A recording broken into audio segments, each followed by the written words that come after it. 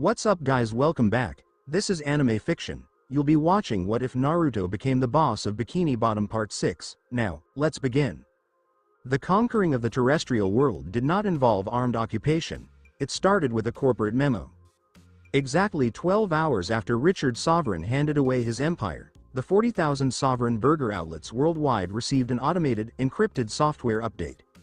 The digital menus transitioned from normal terrestrial combination meals to the Conch Street Syndicate's stark, minimalist look. The prices were aligned with the worldwide gold standard.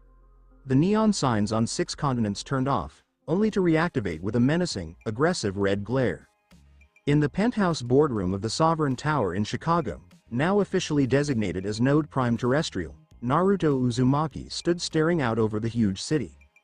He hadn't slept. When a worldwide supply chain underwent a complete structural redesign, a shinobi tactician remained awake. Behind him, the large mahogany table had been transformed into a modern holographic battle room. Sheldon J. Plankton hovered enthusiastically over an Earth projection, seeing thousands of small red spots flare up across Europe, Asia, and the Americas. The global branding is 98% finished, boss, Plankton cackled, his solitary eye reflecting the bright globe. The human consumer base is adapting flawlessly. We are processing orders concurrently in Tokyo, London, and Rio de Janeiro. It's wonderful. I have complete access to the worldwide banking sector.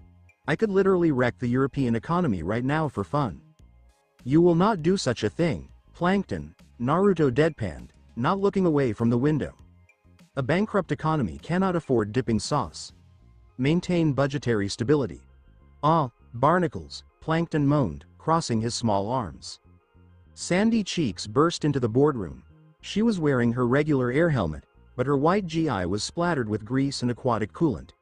She appeared weary, carrying a tablet that was flashing a bright, disastrous yellow.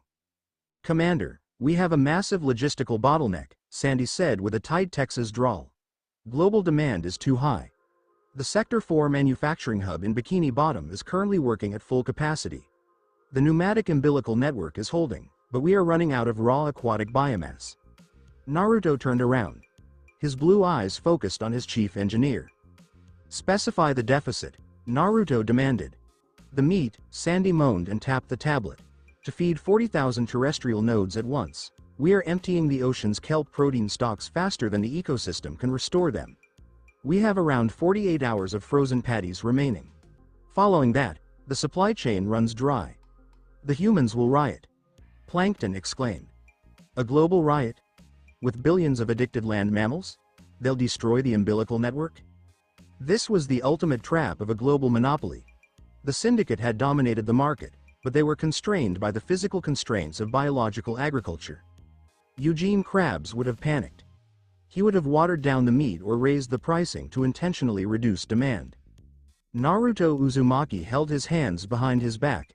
We will neither limit the supply or dilute the product, Naruto said gently, his voice slipping into that terrifying, visionary register. If the natural ecosystem cannot sustain our logistics, we will simply replace the ecosystem. Sandy sighed. Replace it? SpongeBob, you can't make millions of tons of protein out of thin air. Not out of thin air, Sandy, Naruto accurately corrected, out of cellular replication. Naruto moved towards the holographic projector. He swiped away the Earth map and brought up the designs for the deep-sea factory. During my time as Hokage, I saw the medical division use Hashirama Senju cells to swiftly rebuild biological tissue, Naruto explained, using his past life experiences to corporate R&D. The principle is the same. We do not need to harvest kelp protein. We only need to isolate a single, flawless patty cell and treat it to hyper-accelerated mitosis. Sandy's scientific intellect was overwhelmed with awareness. Her tail began to swish furiously. A bioforge, if we construct a localized, high-pressure incubation chamber, we can harness the heat energy of the abyssal vents to power cellular division. The patties will not be cooked. They will be grown. Infinitely. Exactly, Naruto nodded. We eliminate the agricultural variable completely. The food supply turns into a self-sustaining algorithm. I'll start drafting the micro-mesh structural matrix right now, Plankton yelled as it zoomed toward a terrestrial computer station. We can convert the basement of the Sovereign Tower into an additional manufacturing facility. We'll pump the biomatter directly into the global grid.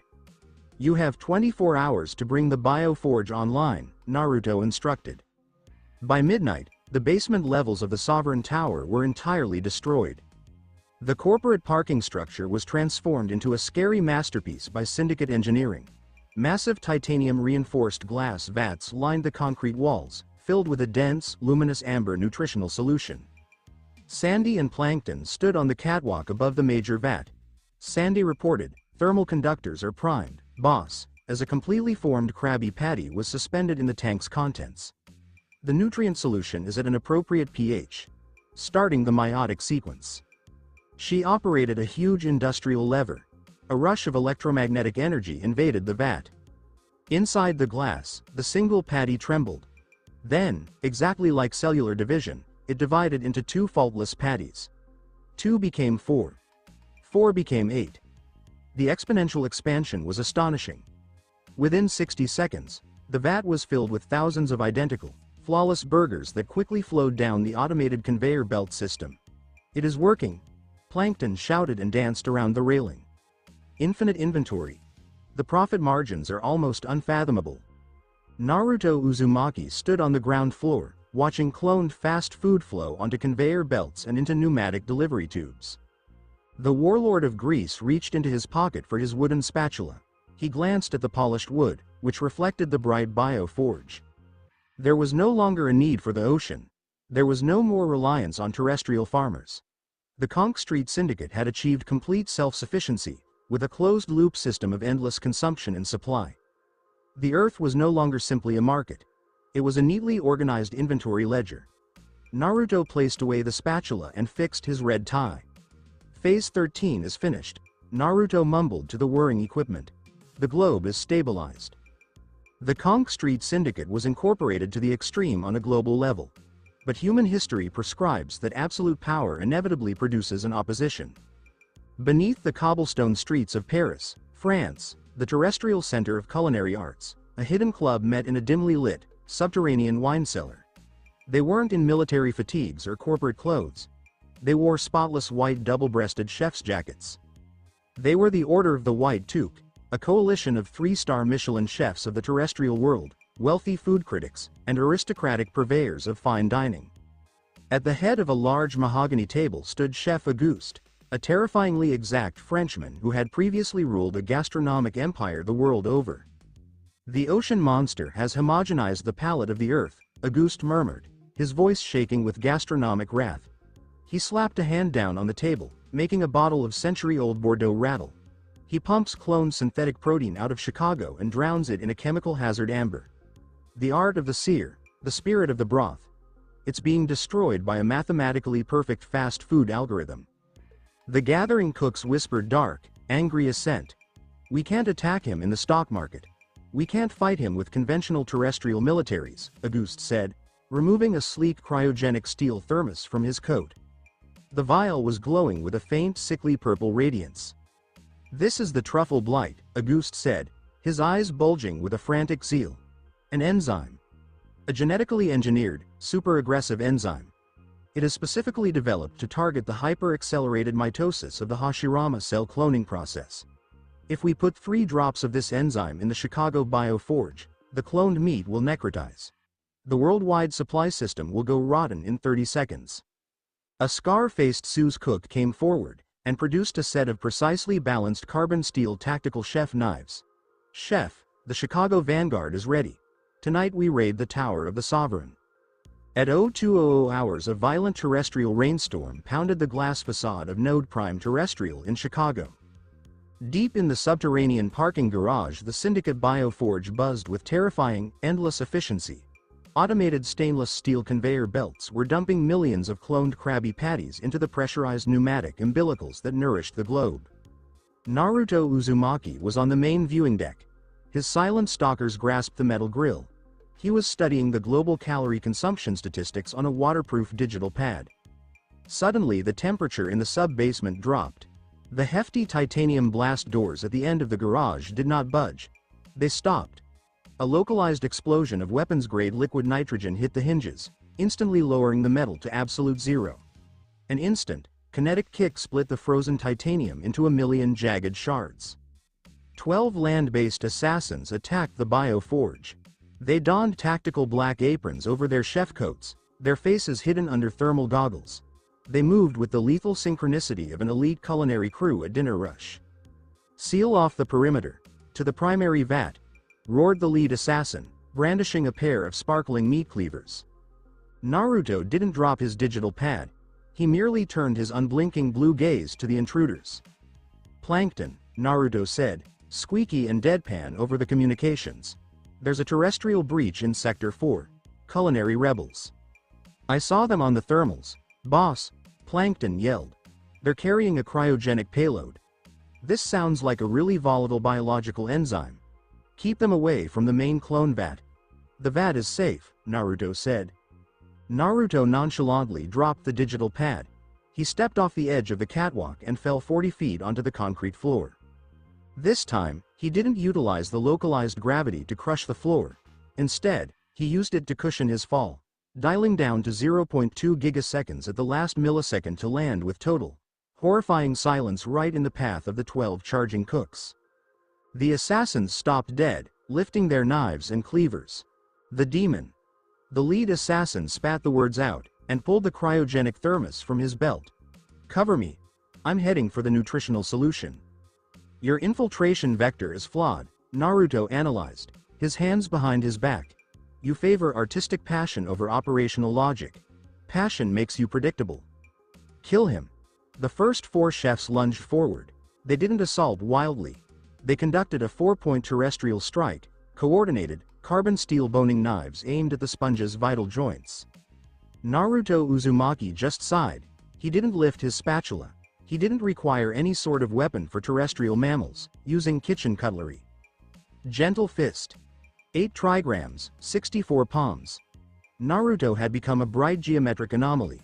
His 4-fingered hands moved at hypersonic speeds, performing a faultless, localized rendition of the Hyuga clan's ultimate taijutsu. He didn't hit their chakra networks, he hit their biological nerve clusters and the structural weak areas of their armaments. Tap tap tap tap. Naruto delivered precisely 64 open palm strikes in exactly 1.2 seconds. The carbon steel knives crumbled into metallic dust. The 4 chefs had lost all motor function in their arms and legs, their nerve systems immobilized by the localized kinetic trauma. They collapsed in a heap together on the concrete floor. The other 8 assassins retreated in pure fright. One of the chefs shouted, "Throw the grease." 3 assassins withdrew heavy, thermal-sealed thermite grenades from their aprons, incendiary explosives meant to reach the boiling temperature of deep fryer oil in a microsecond. They tossed the grenades right at Naruto. Naruto eventually reached into his square pocket. He seized the wooden spatula. He didn't flinch at the thermal explosions, he caught them in midair. Kata name. Cyclone deflection with a twist of his wrist, simple and blinding. Naruto turned the spatula into a localized vacuum shield. The wooden blade snagged all 3 thermite grenades, completely countering their kinetic speed, and batted them back with ease. The grenades hit the ceiling above the assassins, bursting in a concentrated spray of bright, searing sparks. The bomb sent the other chefs sprawling to the floor. Only the head assassin remained upright. The head chef clutched the cryogenic thermos to his chest, shaking. He stared at his fallen brigade, and then at the brilliant yellow fry cook who hadn't even creased his red tie. Naruto took a hesitant step forward. "You're trying to destroy the bioforge because you think your cooking has a soul," Naruto said, deadpan, halting exactly 2 feet away from the scared assassin. "Soul is a subjective terrestrial metric. Efficiency is total. You can't beat an optimized algorithm with a garnish. It's not only food, it's culture." The chef unscrewed the cap of the thermos with a sense of urgency. "I won't let you poison the world." Before the chef could toss the vial of truffle blight, Naruto's hand shot out. There was no way of guessing his pace. He took the vial from the assassin's fingers and at the same time hit the man hard and locally in the solar plexus, knocking him to his knees. Naruto gazed at the glowing purple enzyme in the bottle. Naruto mumbled. "A biological countermeasure." He broke the falsified dense cryogenic glass in his hand. The enzyme burned innocuously on his unbreakable cellulose. Naruto gazed down at the dejected, crying cook. "You're not going to kill me," Naruto said, casual. "Martyrs are awful for corporate public relations. Instead, I'm going to give you lasting structural re-education." Naruto went for the nearest conveyor belt. He lifted a Krabby Patty, hot and newly cloned. He retrieved one 2-ounce foil ramekin of syndicate gold from his pocket, and squeezed the amber glaze just so over the terrestrial protein. "Open your mouth," said Naruto, releasing a small amount of his Hokage killing intent. The cook, frozen by absolute, frigid horror of the warlord, opened his mouth slowly. Naruto put the burger in. The chef snapped. He had devoted his entire life to the study of the complicated chemical reactions that occur in haute cuisine. He had supped with kings. He had consumed the most luxurious, most costly foods the earth had ever known. But when the deep-sea salt and the powdered kelp umami and the mathematically exact thermal heat of the custom viscosity struck his mouth, his whole culinary ideology broke. It was just right. It was not only addictive, it was a scientifically perfect combination of flavor characteristics that bypassed the human soul and spoke straight to the cellular need to consume. It was better than anything he had ever cooked on. It was better than anything anyone has cooked. The chef slumped forward on his hands, weeping freely, not from pain, but from the sheer, crushing knowledge of his own culinary irrelevance. It's perfect," the chef cried into the floor. "We never stood a chance." Naruto clicked his collar mic. "Order, the rebellion on the ground has pacified," Naruto said, adjusting his pristine white paper cap. "Get the vanguard to take care of the prisoners. Have them reassigned to the automated mop bucket logistics section." Naruto turned away from the broken assassins and stared up at the humming, bright bioforge.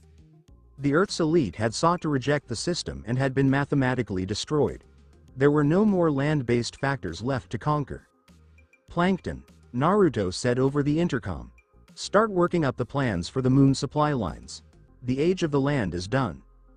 From a military perspective, the vacuum of space was similar to an empty ocean with no water or pressure.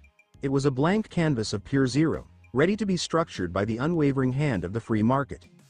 Inside Node Omega's engineering bay, artificial gravity was set to 1.0 G. Sandy Cheeks was typing furiously at the primary console, her air helmet reflecting the intricate orbital telemetry information.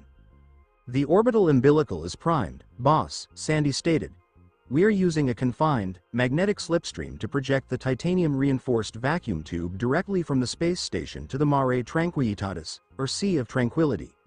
The lunar payload is ready for deployment." Naruto Uzumaki looked out the enormous observation window at the cratered, gray surface of the moon. He wore his pressurized Syndicate EVA suit and glass-domed Fry chef hat. "Execute the lunar breach," Naruto said gently. "THOOM." A tremendous shudder echoed throughout the ring-shaped space station. A giant, telescoping titanium cylinder emerged from Node Omega's bottom and blasted off into space. Driven by Plankton's frictionless magnetic propulsion, the umbilical extended at breakneck speed, covering the remaining orbital distance in few minutes. The console's green light flashed. Plankton cheered, "Touchdown," as the umbilical was anchored in the lunar regolith. "We have a direct supply line to the moon. I'm initiating the first payload of..." The green light flashed scarlet. A sharp, electronic klaxon sounded through the command module. Sandy cried, "Wait. Halt the payload." Her fingers flew across the keyboard. "Aborting the launch. We are experiencing a catastrophic pressure drop at the lunar terminus. Something is breaching the titanium hull." Naruto maintained his composure. His blue eyes remained fixed on the moon. "Analyze the structural failure," Naruto said calmly. "Titanium does not degrade naturally in a vacuum. It isn't decaying, boss." Plankton gulped hard, pulling up the thermal imagery from the lunar surface. "It's being eaten." The thermal scan revealed several multi-legged signals at the base of the newly anchored umbilical. They were releasing an enormous amount of raw, localized heat energy. "The moon is not an uninhabited rock," Naruto explained, his voice lowering to a frigid, dreamy range. "This is an occupied territory. We have disrupted a natural ecology. Prepare the lunar vanguard. I'm descending to the surface to start tough discussions." 10 minutes later, the lunar descent module's airlock opened on the moon's barren, desolate surface. Naruto tuned his internal density gauntlet to perfectly match the 1.0 G baseline, despite the gravity being only 0.16 gigaseconds. His silent stalkers dug deeply into the gray dust, leaving precise, square footsteps as he moved out into the nothingness. To his left, the huge orbital umbilical penetrated the lunar crust, but it was under assault. A large number of crystalline crabs surrounded the titanium tube. They looked like terrestrial crabs, but their bodies were made entirely of jagged, translucent silicon that glowed with an internal, radioactive blue light. They wielded huge pincers pulsating with zero-point energy, effortlessly tearing through the syndicate's reinforced titanium like tissue paper. Silicon-based lifeforms, Naruto said over the communications. They eat dense metals for nutrition. A very inefficient biology poses a huge threat to our infrastructure. Suddenly, the gray dust in front of Naruto erupted. A massive selenite, 3 times the size of the others, erupted from the regolith. It towered 40 feet above the ground, its radioactive blue core throbbing with terrible intensity. A heavy, static-laced voice evaded Naruto's communications and projected directly into his consciousness via localized telepathy. Carbon-based parasite. You have pierced the domain of the selenite hegemony. This titanium vein is now forfeit to the hive. Withdraw your vessel or be reduced to atoms. Plankton screamed over the space station's radio. Boss. That monster is projecting raw antimatter from its claws. An apex cosmic predator. Retreat, said Naruto Uzumaki, folding his hands behind his back.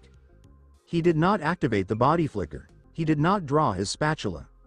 You assert territorial domination through the consumption of raw materials, Naruto responded, speaking out and letting his EVA suit's transmitter to broadcast his squeaky, deadpan voice across the lunar plains.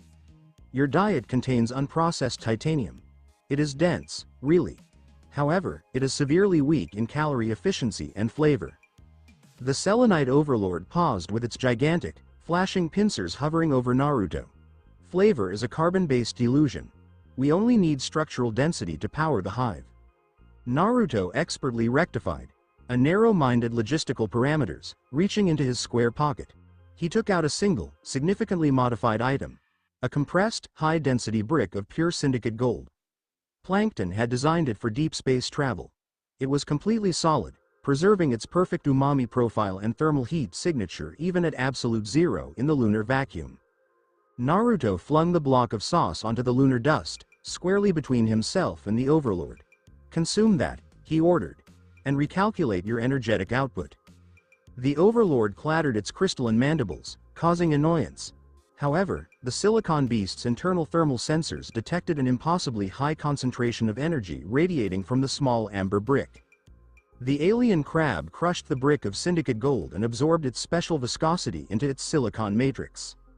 For 3 seconds, the moon remained silent. The overlord interior blue glow turned blindingly bright gold.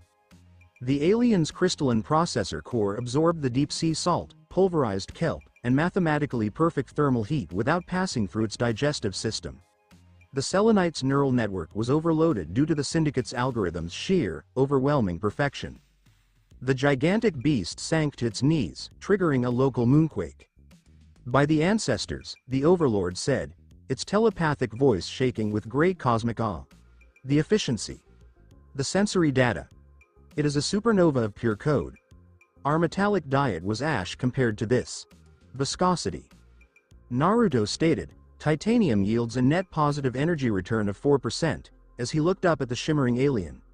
Syndicate gold gives a 9,000% return. Your hegemony is famished, overlord. But I'm offering you a franchise. Naruto pulled out a computerized, holographic contract from his pocket. I need a dedicated, low-gravity workforce to build and maintain Node Prime Lunar, Naruto said easily. The selenite hegemony will be the only contractors for the syndicate's extraterrestrial expansion. In exchange, your hive will receive a daily, uninterrupted supply of amber glaze. You will never consume raw metal again. The overlord examined the enormous titanium tube and then the colorful sponge. The extraterrestrial intellect computed the variables.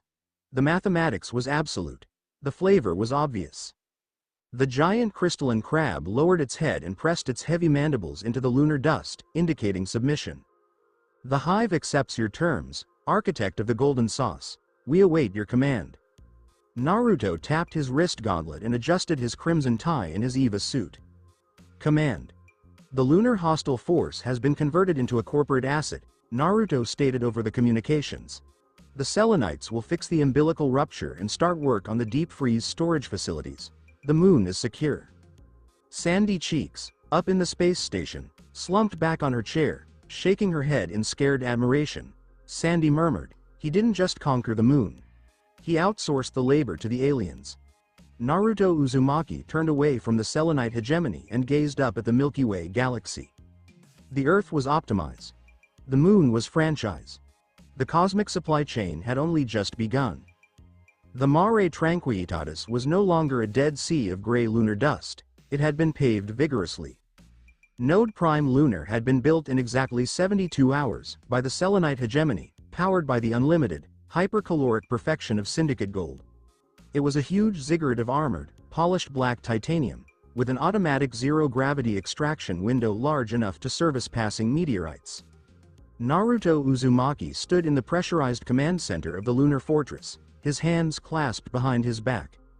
The warlord of Greece viewed his new dominion from the huge, reinforced plasteel viewport. Behind him the Selenite overlord sat peacefully in a custom-built reinforced management booth, blissfully sipping a 50-gallon barrel of amber glaze through a titanium straw. "Commander."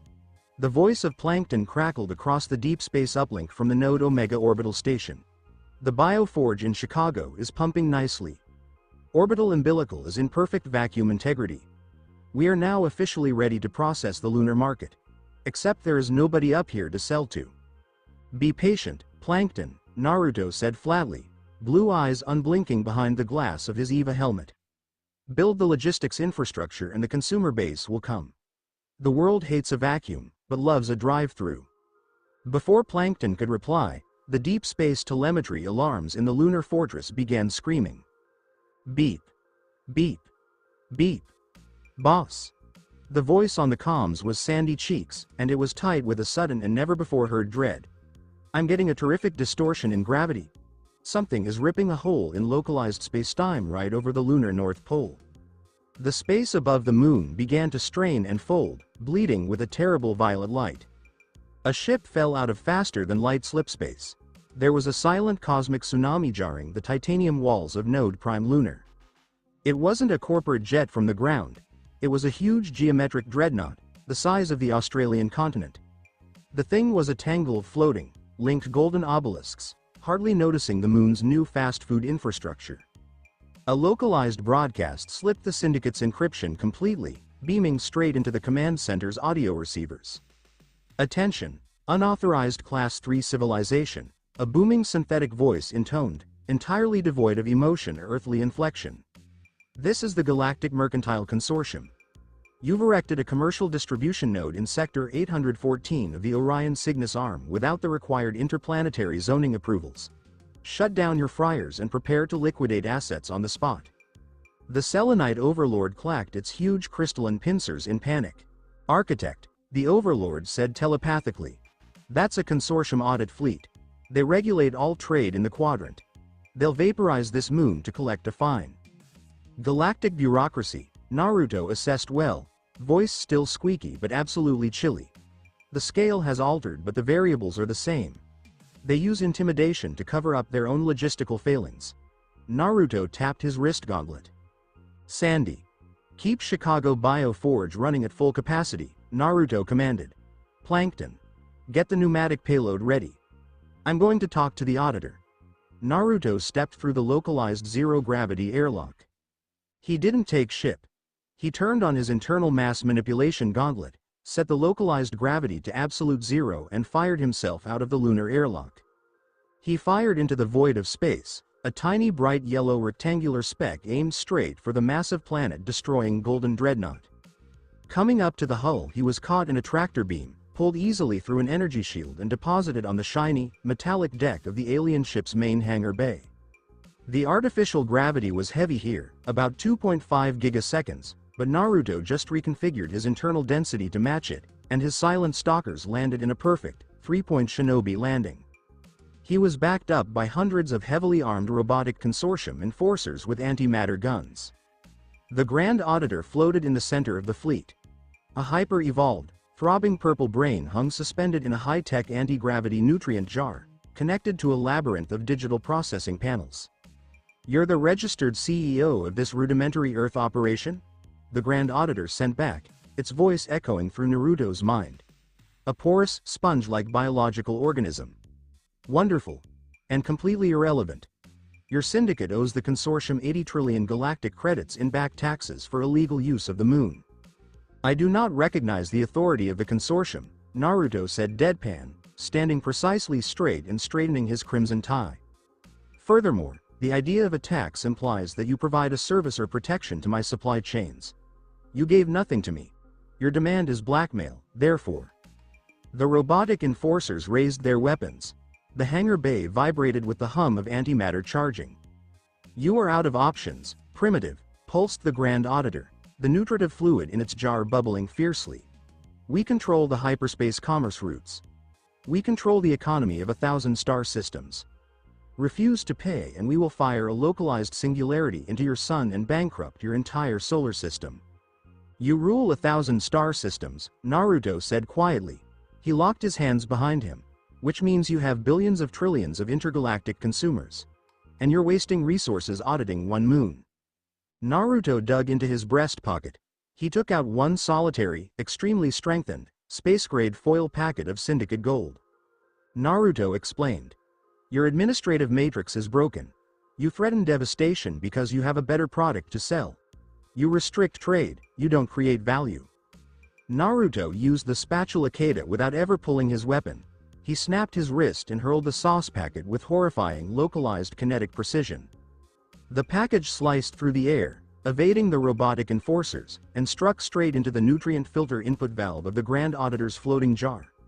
The packet burst, delivering 2 ounces of the amber glaze straight into the life support fluid of the alien brain. "What is this?" the Auditor shouted telepathically. "Biological contaminant detected. Begin purge procedures." The voice was abruptly cut off. As the syndicate gold dissolved into the nutritive fluid, it passed directly into the hyper-evolved brain cortex of the extraterrestrial Auditor. The salt of the deep sea, the umami of the powdered kelp, the mathematically precise flavor profile, had caused such a catastrophic, such uniformly profound dopamine surge that it had entirely overpowered the Auditor's digitized reasoning centers. The enormous purple brain visibly swelled, beaming with a bright, euphoric amber light. "By the cosmos," the Auditor muttered, the telepathic projection no longer cold and manufactured, but sobbing with simple, unadulterated ecstasy. "The taste. It is more than numbers. It speaks to the very dawn of the universe. What is this viscosity?" "It is the foundation of a new interstellar paradigm," said Naruto, his blue eyes unblinking as he looked down on the cosmic armada. From his pocket, Naruto brought out a second object, a digital franchising contract written in universal binary code. He threw it on deck. "You will drop the 80 trillion credit fine," Naruto said. "In return, the Galactic Mercantile Consortium will be the only logistics carrier for the Conch Street Syndicate. You will convert your dreadnoughts into deep space distribution freighters. You will construct an asteroid drive-through in the Kuiper Belt." The robotic enforcers dropped their rifles, perplexed by the sudden localized pacifism emanating from their boss. The Grand Auditor's jar drifted down, hovering over the digital contract. The brain, hyper-evolved, did not hesitate. It extended a mechanical appendage and stamped the document with its universal biometric seal. "We accept," pulsed the Auditor. Utterly chemically degraded by the dipping sauce. "Warlord, the consortium is yours. Feed the galaxy."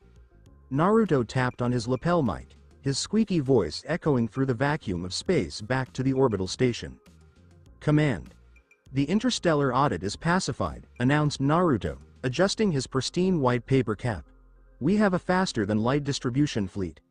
Plankton, connect the Chicago Bioforge directly to the orbital slipspace portals. The universe needs our stuff." The terrestrial period was dead. The moon had run its course. The Conch Street Syndicate was an official multi-system interplanetary monopoly. The Kuiper Belt was no longer a barren ring of frozen space objects at the frontier of our solar system. It had undergone aggressive repurposing. "Welcome to Node Sigma, the asteroid drive-through." It was an incredible achievement of interplanetary engineering. Millions of frozen asteroids were linked together by localized gravitational fields, forming a spiraling, cosmic intake lane that spanned for 100,000 miles. Massive, Golden Consortium dreadnoughts, now functioning as civilian freight haulers, sat in the vacuum, waiting for their payload of cloned patties and pressurized syndicate gold, which was beamed directly from the Chicago Bioforge via slipspace umbilicals. The enormous neon sign above the major asteroid was visible from Neptune's atmosphere. It radiated absolute, unwavering corporate authority. Conch Street Syndicate, OVER 800 trillion served. Sheldon J. Plankton wept within Node Sigma's armored, zero-gravity command module. He hovered in the air, his small green hands gripping a digital tablet displaying the Syndicate's macroeconomic ledger. The numbers were scrolling so quickly that they had lost their mathematical meaning and had become a blur of unlimited cosmic richness. "It's ideal," Plankton sobbed, wiping his single red eye. "We own the Orion Arm. We possess the Andromeda supply lines. The Selenite hegemony has just completed paving the asteroid belt. There isn't a single biological entity in the known cosmos who isn't addicted to amber glaze. We've won, boss. We beat existence." Sandy Cheeks sipped zero-gravity synthetic tea while standing near the navigation console. She gazed at the bright yellow fry chef standing near the viewport.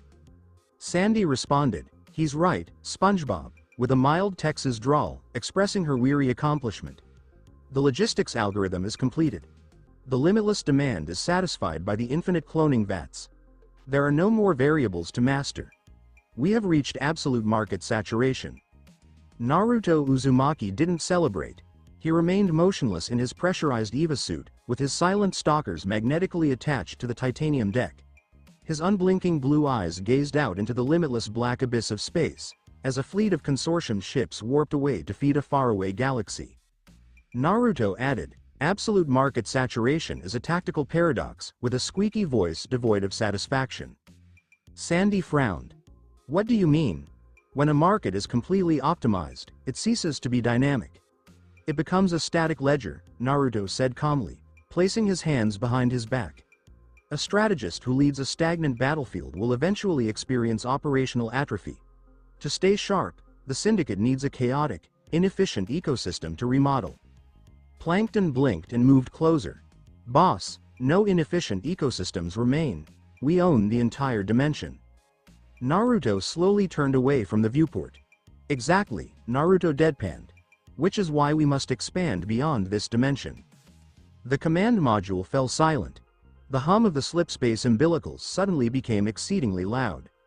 Sandy muttered, "SpongeBob," her scientific mind quickly absorbing the enormous cataclysmic enormity of his suggestion. "You are talking about breaching the multiverse. The energy required to tear a hole in confined spacetime is theoretical. It would need the power output of a confined supernova."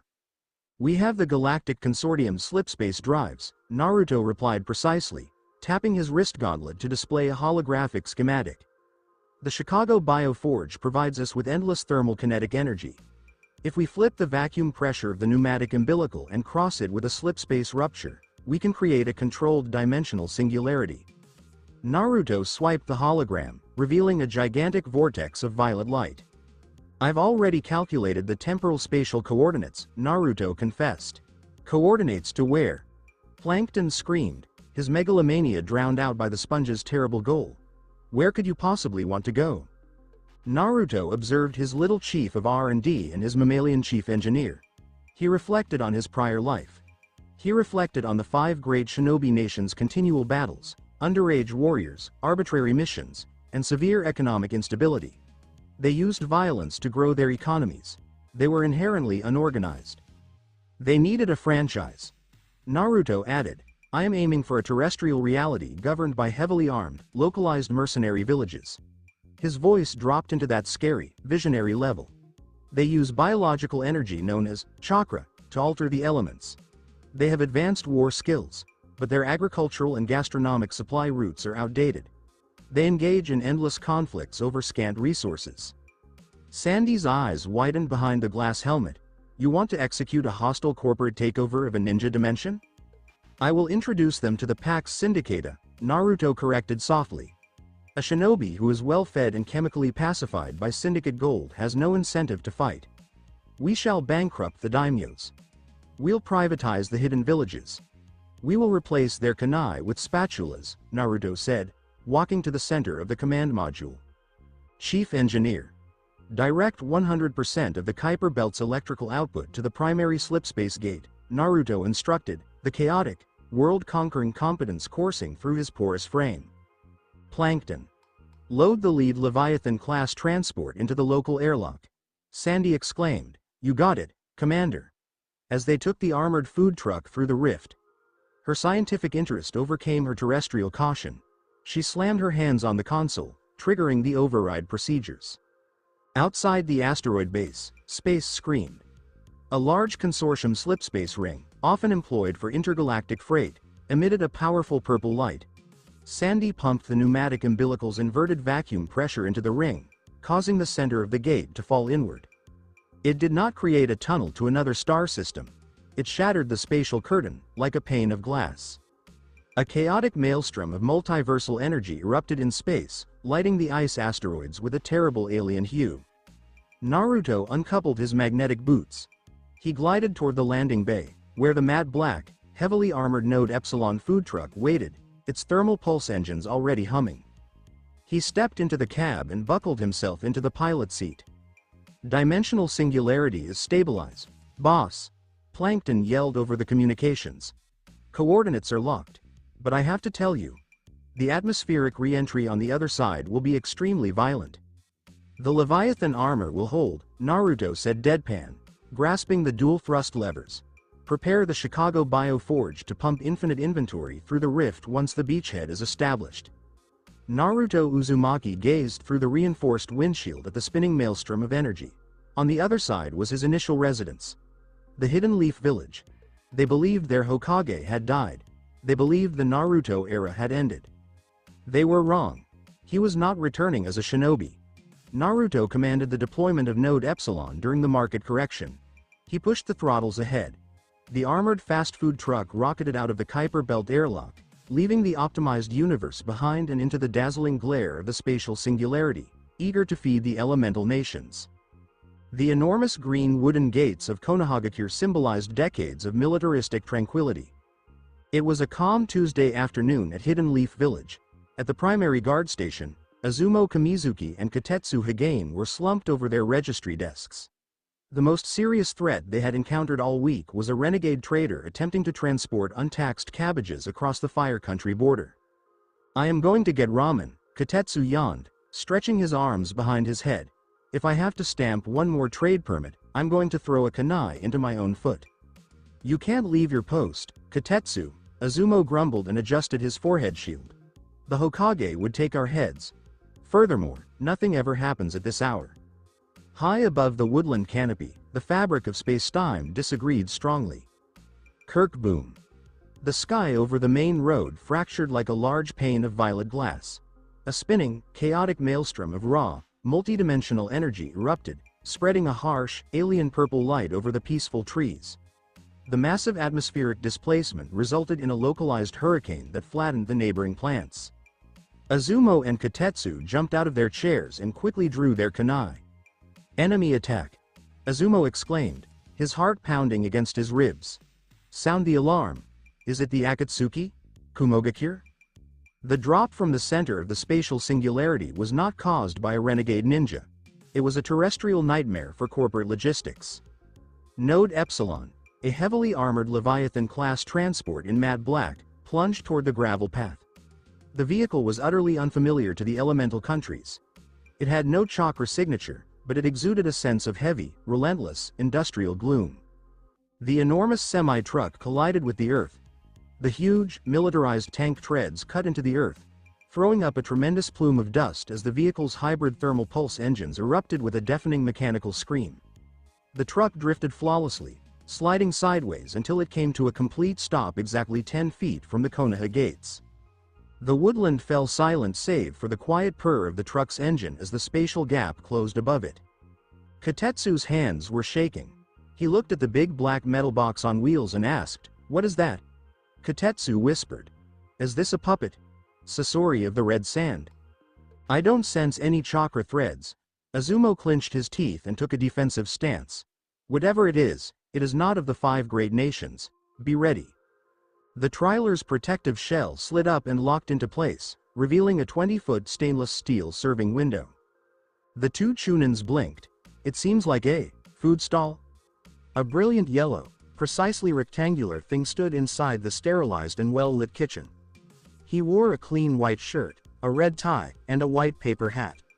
He remained immobile, his wide blue eyes staring unblinkingly at the 2 scared guards. Inside the cabin, Naruto Uzumaki inspected his previous home. The architecture was just what he remembered. The Hokage monument stood in the distance. However, there were significant logistical inefficiencies. The guards were using basic steel blades. Their uniforms lacked normal company branding. Naruto taps his lapel microphone. The exterior loudspeakers sprang to life. Naruto said, "Your defensive perimeter relies on biological sentries operating on suboptimal caloric intake," in a deadpan tone that resonated over the gates. "This leads to weariness and a decline in operational preparedness. The Conk Street Syndicate has arrived to optimize your village." Azumo exchanged a puzzled look with Katetsu. Azumo raised his kunai and yelled, "Who? What are you? Please state your name and village.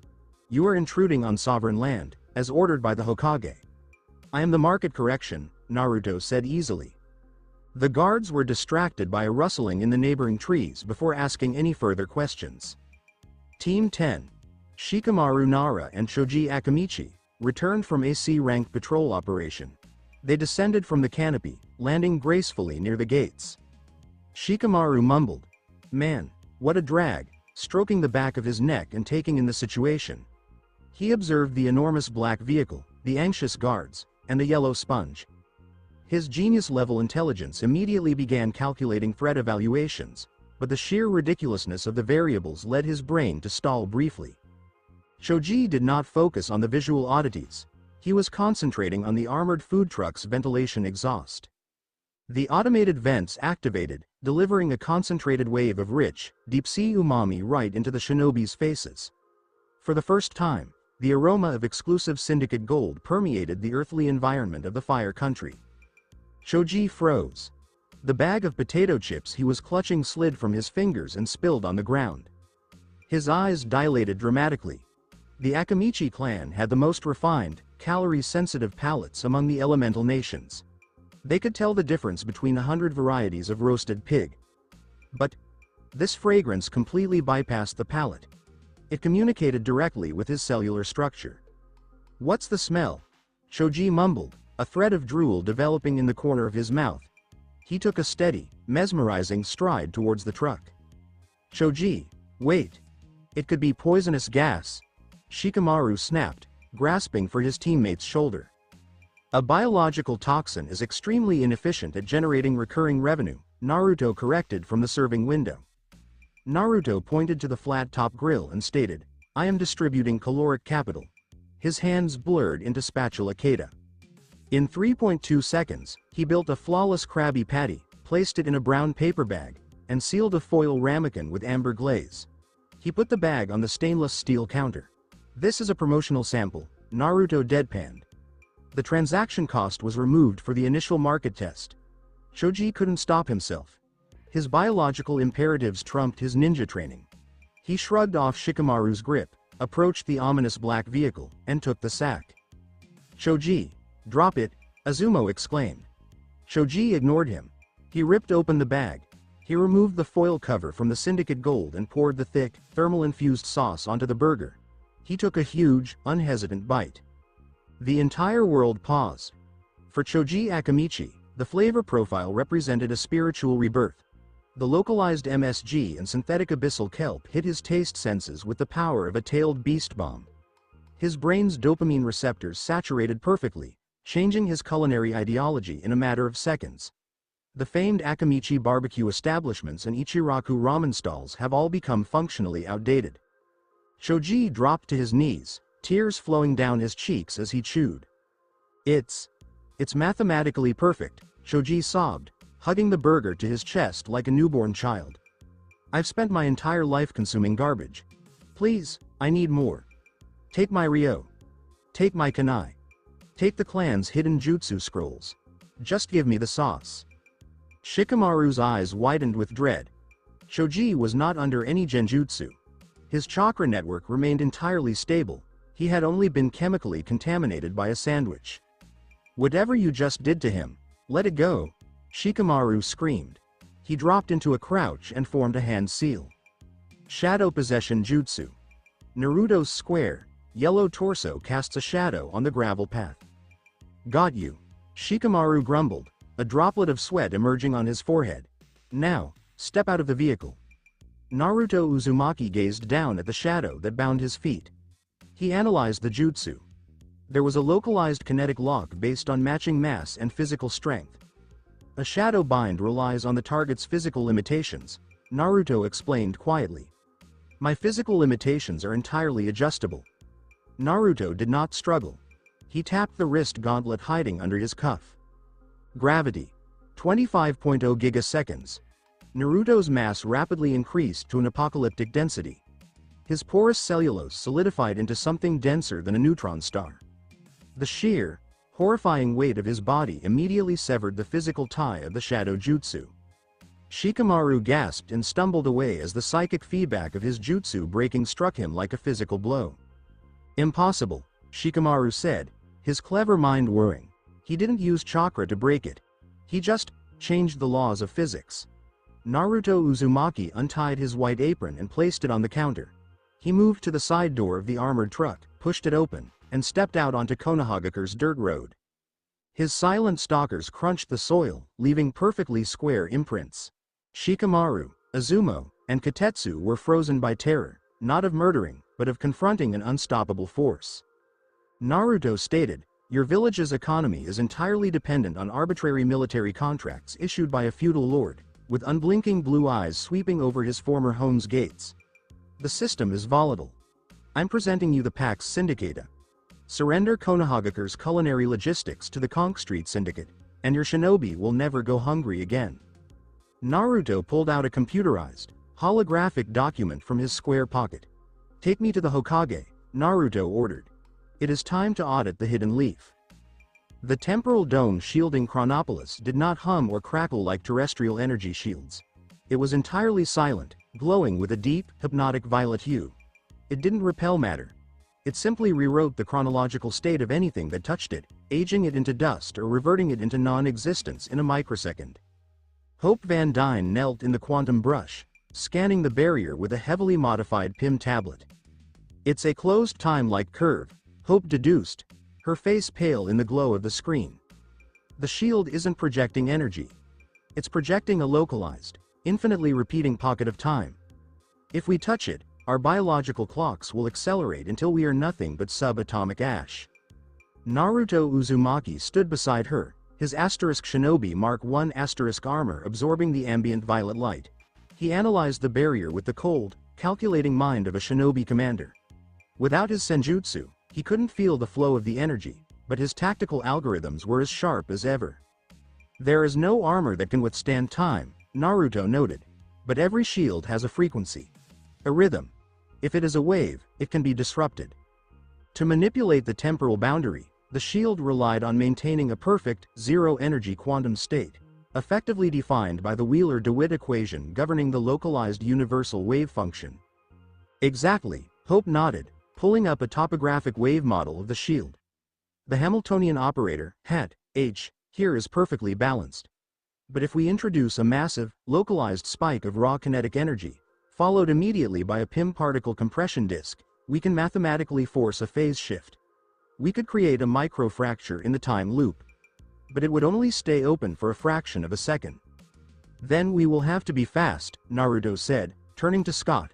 "Scott, I need you to throw me maximum velocity." Scott blinked behind his Ant-Man visor. "Throw you? Into the time blender? Kid, if I miss the timing, you'll turn into a fossil before you hit the ground." "You won't miss," Naruto stated with absolute, unyielding conviction. He engaged the kinetic dampeners in his vibranium boots. "Do it." Scott sighed, tapping the regulator on his belt. Giant Man rapidly expanded, rising 60 feet into the quantum air. He scooped Naruto up in his massive, gloved hand like a baseball. Hope primed a blue shrinking disc, hovering in the air on her wasp wings. "On my mark, Scott. 3, 2, 1, mark. Giant Man hurled Naruto directly at the Violet Dome with the force of a supersonic missile. Naruto didn't brace for impact. He opened his posture. The asterisk Shinobi Mark I asterisk roared to life, the vibranium mesh absorbing the sheer, catastrophic G-force of the throw. The black armor glowed a deep violet as it converted the kinetic energy, routing it through the artificial chakra pathways. The neon blue lines on his suit flared with blinding intensity, hitting 100% capacity in milliseconds. Naruto brought his hands together, channeling the maximum output into his right palm. The magnetic containment fields shrieked as the asterisk artificial Rasengan asterisk materialized. A grinding, hyper-compressed sphere of pure, mechanical kinetic force. He struck the temporal dome. The collision of raw, terrestrial kinetic energy and multiversal time manipulation created a shockwave that flattened the surrounding quantum jungle.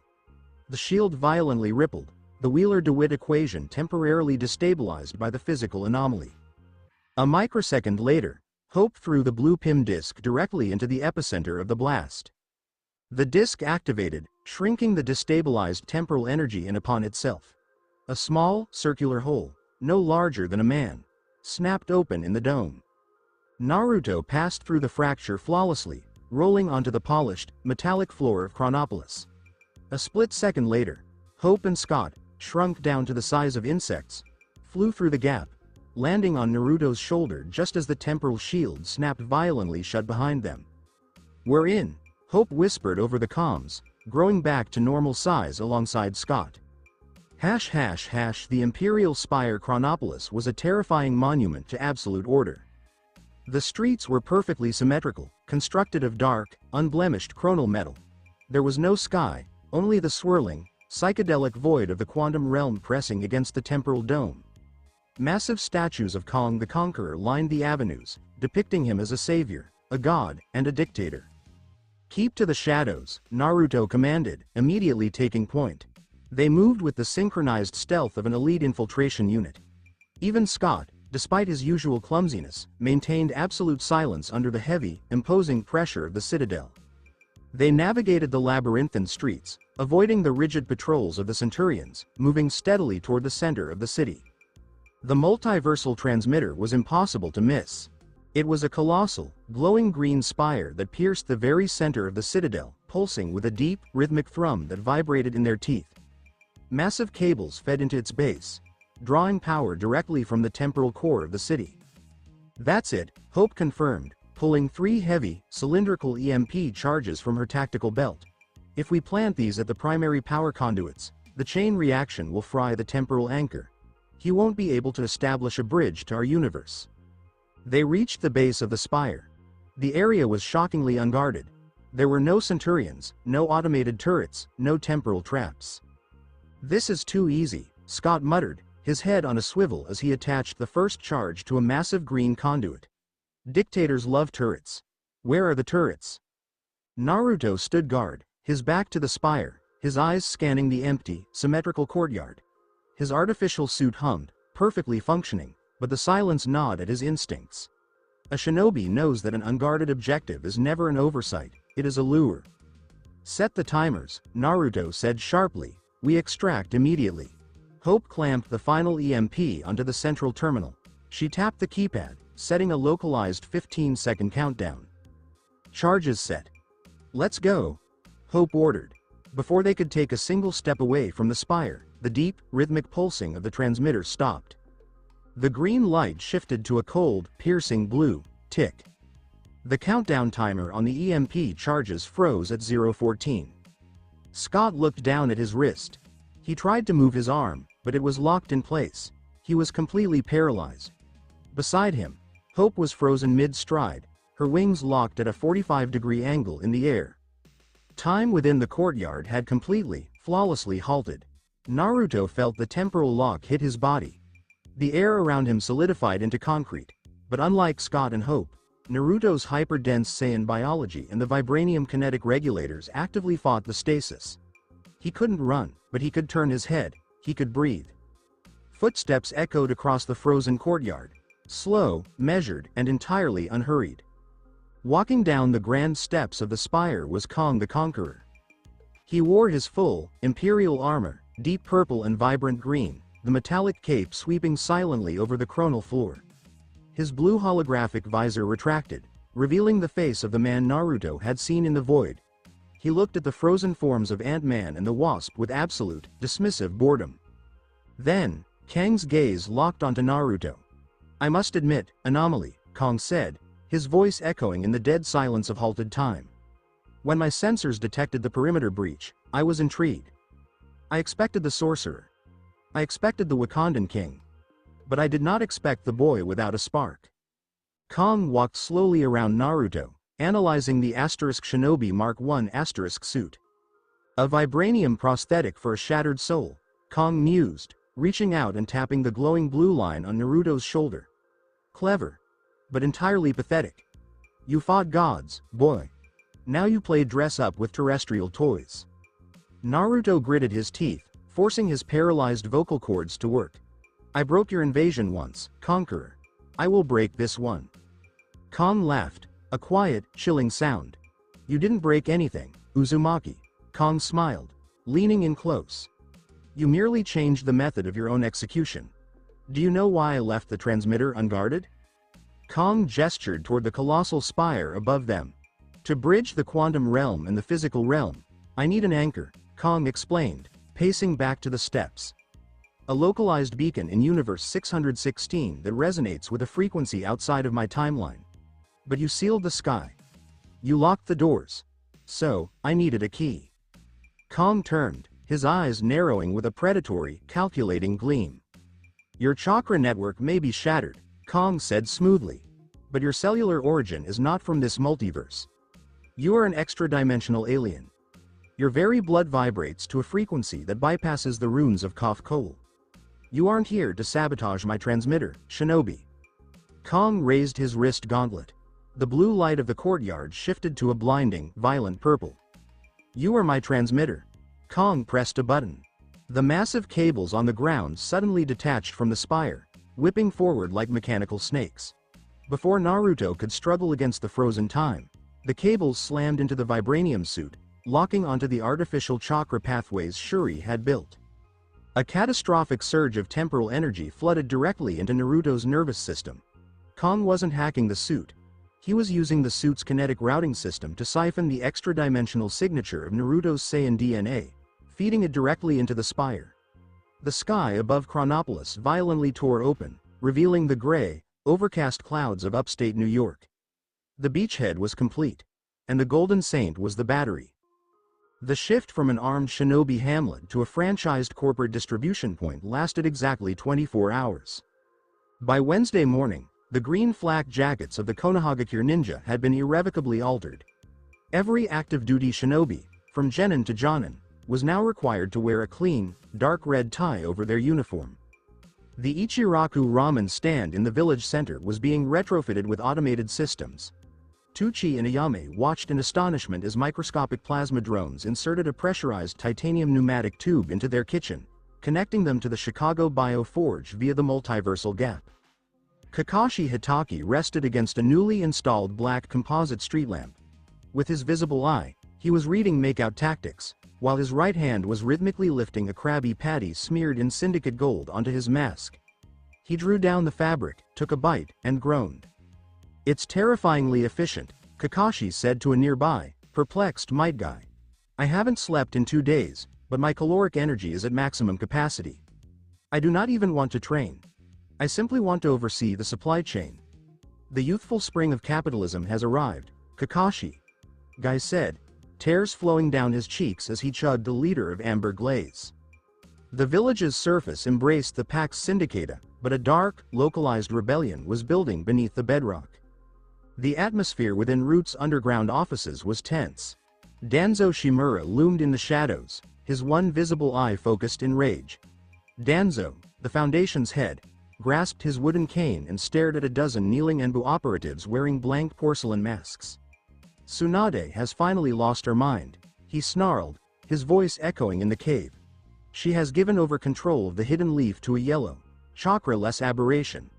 He purchases her debt, and she sells our military strength to a fast food corporation." Danzo hit the stone floor with his cane. The Foundation operates in the darkness to protect the leaf, Danzo stated. We won't be franchised. We won't wear red ties. Locate the CEO. Get rid of him. Bring me his corpse. Yes, Lord Danzo, the Root Anbu said in unison, disappearing with the body flicker technique. Naruto Uzumaki inspected Training Ground 44, also known as the Forest of Death, on his own. His silent stalkers took gentle steps across the forest's huge, deformed roots. He folded his hands behind his back. Naruto evaluated the high concentration of biological threats, including enormous centipedes and deadly spores. Excellent potential for high-volume drive-through serving specialized, poison-resistant missing nin. The real estate is ideal. Suddenly, the atmospheric pressure altered. 12 Root Anbu plummeted from the canopy, establishing an impenetrable barrier around the warlord of Greece. They drew their standardized Tonto blades, the cold steel gleaming in the dappled sunlight. Naruto maintained his composure. He didn't blink. Naruto said, "You are utilizing an obsolete ambush formation," his squeaky voice breaking through the calm of the jungle. "Additionally, your outfits lack the required business branding. You are out of uniform."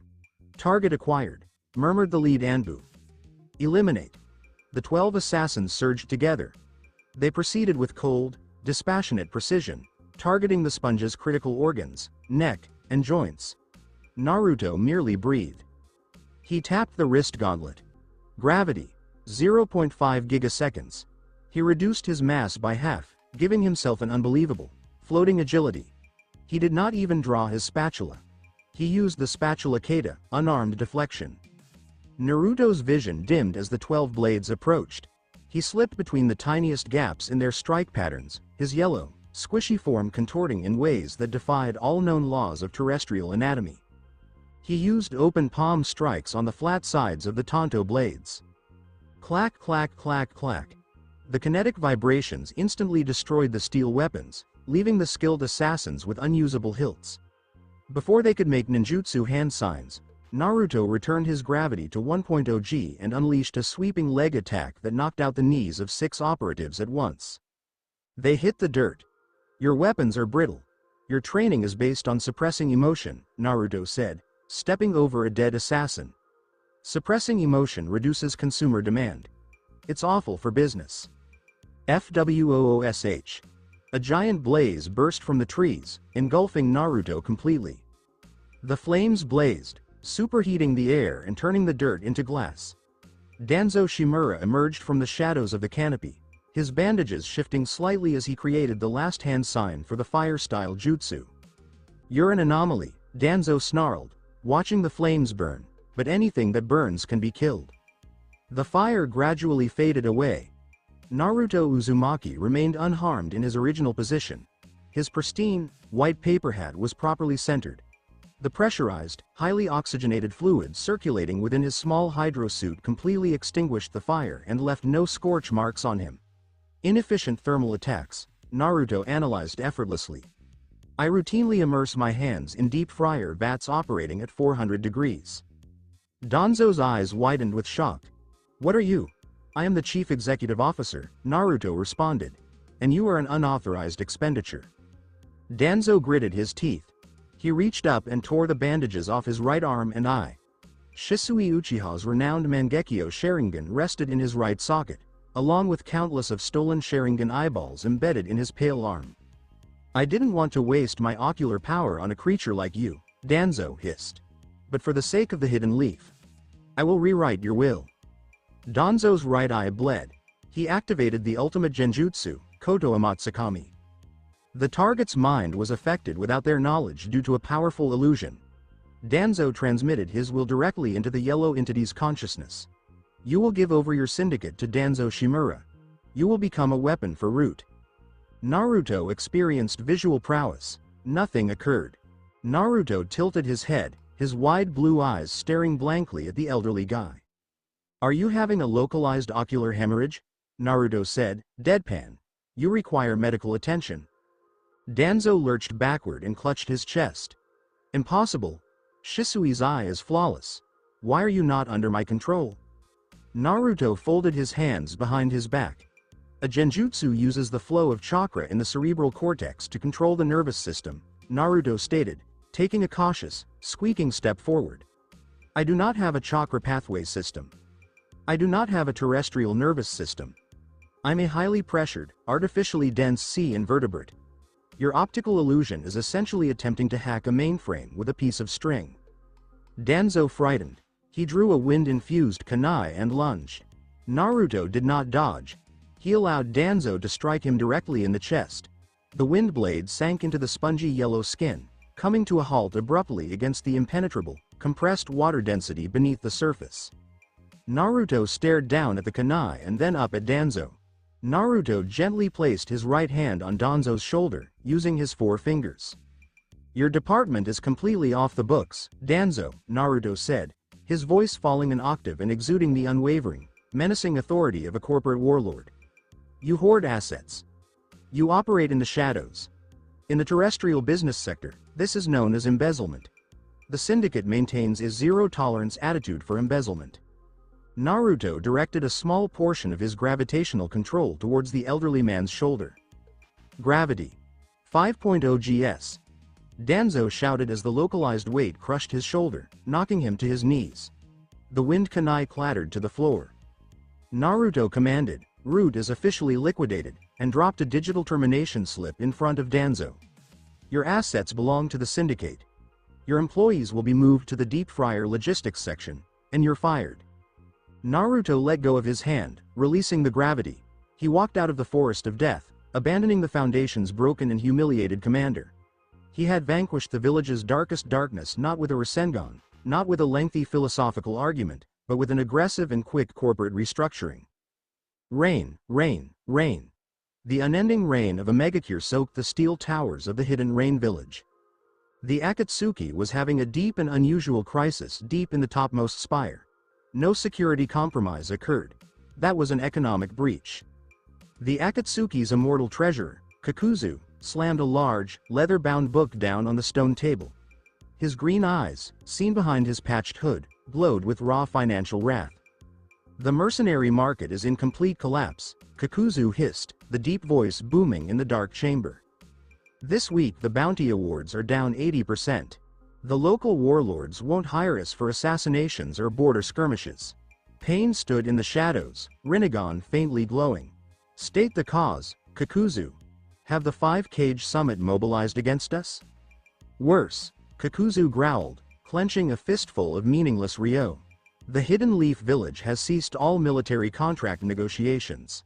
They are not a shinobi village anymore. They are now the local manufacturing hub for a multinational conglomerate called the Conch Street Syndicate. They are dumping mass-produced, extremely addictive gastronomic rations on the elemental countries. The warlords are dipping their war chests into sauce instead of mercs. Hidan, reclining against the wall with his triple-bladed scythe resting on his shoulder, burst out laughing. A fast food company is bankrupting us. Hidan cackled, holding his stomach. Oh, Lord Jashin is going to love this. We're being starved out by a lot of cooks. Let me go and butcher them. I haven't sacrificed a chef in months. Pain's face was a mask of inscrutable expression. The threat to the Akatsuki's finances was a threat to his dream of limited, militarized peace. The Leaf has cornered the market on peace by trade. That isn't peace, Pain said coldly. Kakuzu. Hidan. Go to the Fire Country. Audit this syndicate. Take their capital and eliminate their leadership. I'm going to count, Kakuzu pledged, every single coin in their vault. The stitches on his arms writhed with expectation. 2 days later a torrential rain pounded the forest of the western edge of the Land of Fire. Kakuzu and Hidan stared, completely bewildered, at the edifice that sat in a limited clearing, at the tree line. It was the beta-dimensional node. A shining, matte black and spotless white fast food stronghold, strongly armored. The blackness of the storm was stabbed by neon red signs. The ancient dirt had been flawlessly paved into a drive-through lane, and a line of civilian merchants and rogue missing nin waited patiently in the rain to just place an order. Hidan spun his scythe. Check out this architectural monstrosity. It totally fucks up the feng shui of the murder forest. Look at the number of transactions, Kakuzu corrected, gaze narrowing upon the extraction window. His bounty hunter's brain, honed by years of practice, saw the money potential immediately. They're processing 50 customers an hour. Cash only, that vault in that building must be filled to the top. I collect souls. Huh, you take the cash, Hidan grinned madly.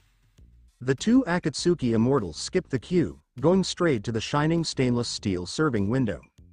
Inside, Naruto Uzumaki was practicing the spatula kata on a hot flat-top grill with perfect accuracy. He had on his white shirt, his red tie, his paper cap. The two S-rank offenders moved forward and he didn't look up. "Welcome to Node Beta," Naruto said deadpan, his squeaky voice coming via the exterior speakers. "How about trying our localized umami combo meal? It worked very well to stabilize deadly impulses." Hidan didn't say anything. He swung his triple-bladed scythe with lightning-fast, deadly speed. Shink. The blade cut neatly into Naruto's yellow, porous cheek. Hidan pulled back the scythe. There was a single drop of fluid, right at the tip of the blade. It was not blood. It was a clear, slightly soapy trickle of deep ocean water under high pressure. "Freak. I don't care what color your blood is." Hidan cackled wildly. He licked the foam from the blade. Hidan kicked off his sandals and drew the round, triangular emblem of Jashin on the paved driveway in his own blood, hastily. His skin darkened instantly to black with white, skeleton patterns. The curse was connected. "Let's check how you like your burgers when your heart stops beating," Hidan shouted. He drew a black iron spike from his cloak. Hidan drove the spike straight into his own heart with an expression of ecstatic, religious rapture. Stab. Hidan gasped, blood trickling from his mouth, smirking as he waited for the yellow sponge to crumple into excruciating death. Naruto Uzumaki paused in the kitchen. He set his spatula down and stared out the window at the skeletal man who had just impaled himself in the drive-through lane. Naruto was absolutely safe. He didn't have a heart of the earth. He had no blood. He was a synthetic sponge, his biological functions entirely maintained by microscopic fluid dynamic tubing and pressurized ocean water. "Self-mutilation on company property is a serious violation of the Occupational Health and Safety Code," said Naruto softly, his large blue eyes unblinking. "Also, trying to cast a biological curse on someone who doesn't even have an organic cardiovascular system is mathematically incorrect." Hidan's ecstatic grin faded slowly. He stared down at the spike in his chest, then up again at the wonderfully clean sponge. Why aren't you dead?" Hidan screamed, spitting blood. "I broke the curse. Lord Jashin wants your soul." "Your god has no jurisdiction over my supply chain," Naruto corrected. He stooped under the counter. He didn't do jutsu. He grabbed a giant, pressurized industrial fire extinguisher, not loaded with foam but with boiling 200-degree syndicate gold direct from the deep fryer vats. Naruto stuck the nozzle out the window. FWOOSH. A searing amber-dipping sauce hit Hidan in the chest. A high-pressure blast. The immortal cultist shrieked in pure anguish as the boiling viscosity enveloped his skeletal form, flash-frying his exposed wounds and burning out his nerve system. The kinetic power of the bomb sent Hidan flying back into the tree line, neutralizing him totally into a sticky, delicious pile. Kakuzu watched as his eternal partner was taken down by a condiment. He didn't rush to help Hidan. Instead, Kakuzu's eyes narrowed. He glanced at the fire extinguisher. He saw the perfect, mechanical efficiency of the yellow beast. And then he looked at the big automatic cash-counting machine, humming softly in the background of the kitchen. "You are not a shinobi." Kakuzu's voice was low and calculated. "I'm the CEO," Naruto said, setting down the extinguisher and straightening his red tie. "Nearly 100 years I've lived." Kakuzu moved to the window. "I fought the first Hokage. I've seen empires come and go. Money is the only ultimate truth in this world. Akatsuki promised me money, but their petty fights are ruining the grand scheme of things in the economy.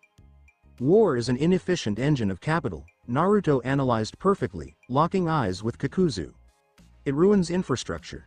It reduces the customer base. A dead customer can't buy a combo meal." Kakuzu's sewn eyes enlarged significantly. It was the loveliest, soundest financial philosophy he had ever heard. It struck his everlasting, ravenous spirit in its very core. "What's your gross profit margin on these rations?" Kakuzu inquired, his voice a little unsteady. Naruto reached into his pocket and drew out a digital tablet, sliding it across the stainless steel counter. Kakuzu grabbed it. He looked at the figures. He studied the multiversal ledger, billions of terrestrial dollars, galactic credits, elemental Ryo pouring into the Conch Street Syndicate's coffers every second. All 5 of Kakuzu's hearts skipped a beat together. The sheer cataclysmic volume of wealth made the entire Akatsuki treasury look like loose coin in a beggar's cup. This goes on forever, Kakuzu muttered in astonishment and fear. You've achieved financial immortality. I'm looking for a chief financial officer for the elemental division. Naruto said deadpan, putting his hands behind his back. You are paid bounties by the Akatsuki. I'll give you stock options. Quarterly vesting. You will be responsible for the liquid capital of the 5 great nations. Kakuzu looked at the iPad. He gazed at Hidan, burning and wailing in the bushes. He stared up at the yellow deity of business that loomed before him. Without a second of hesitation, Kakuzu reached up and yanked the Akatsuki cloak from his shoulders, hurling the black fabric with the crimson clouds into the muck. Where do I sign? Kakuzu demanded. Naruto pulled out the contract. He signed it immediately. Naruto hit his lapel mic. Order. The Akatsuki's financial infrastructure has been cannibalized successfully. We got their treasurer. Good work, boss. Plankton cheered in the earpiece. I'll put him straight through the accounting mainframe. Naruto turned to look at his new CFO. Put on the red tie, Kakuzu. Naruto ordered softly. We've got a meeting in Sanagakure tomorrow morning. The desert is prepped to be franchised. The land of wind was a nightmare.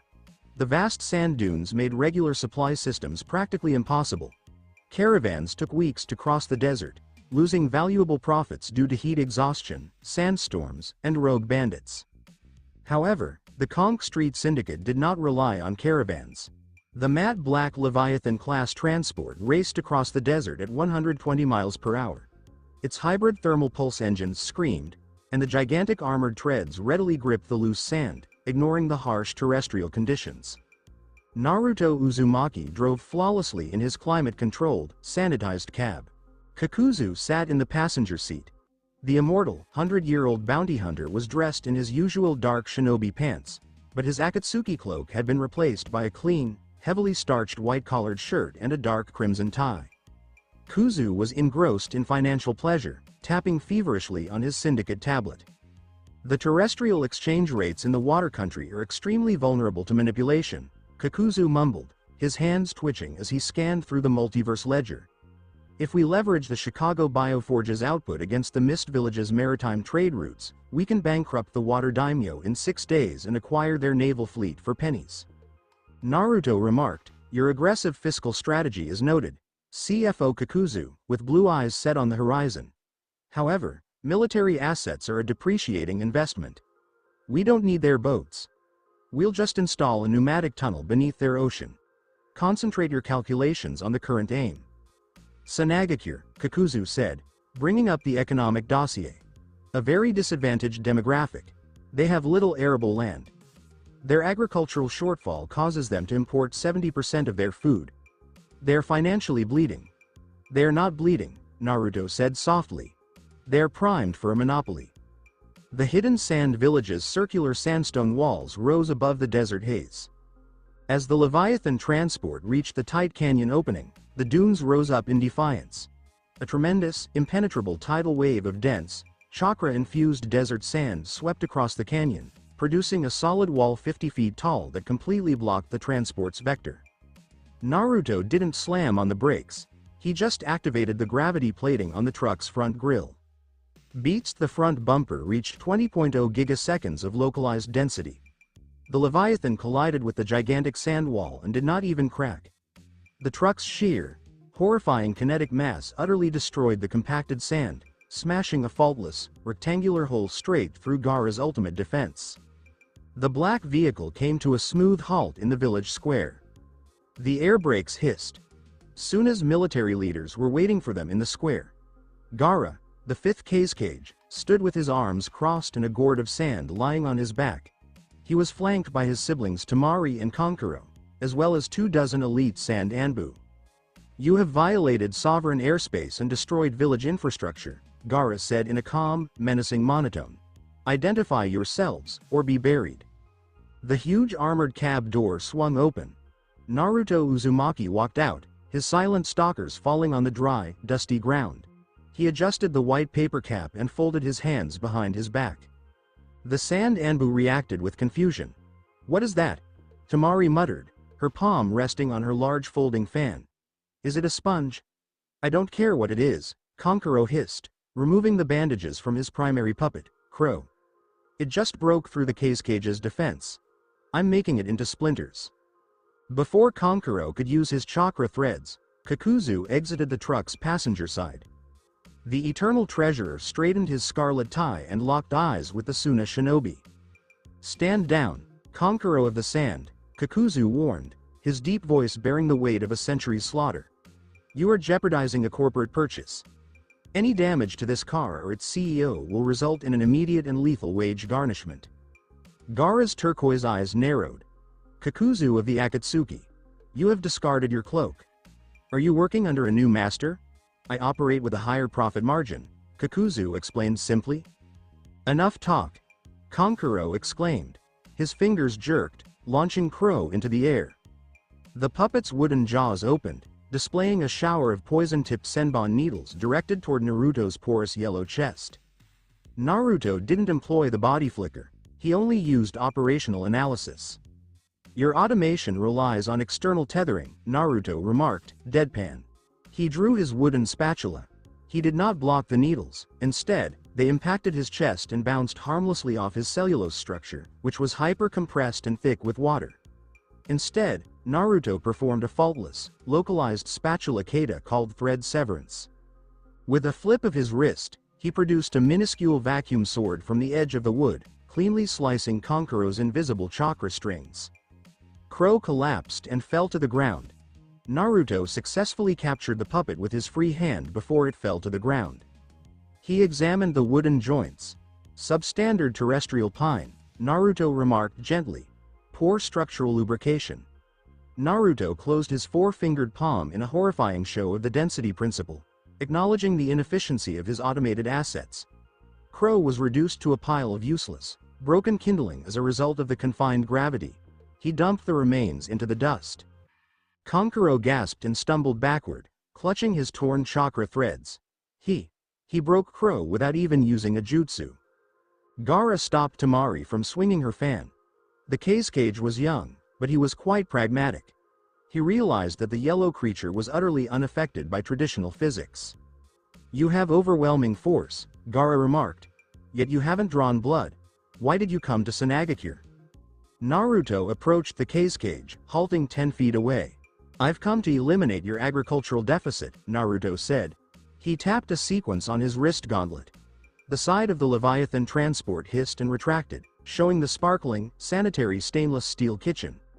The automated exhaust valves kicked in, releasing the Syndicate Gold's rich, deep-sea umami scent directly into the parched desert air.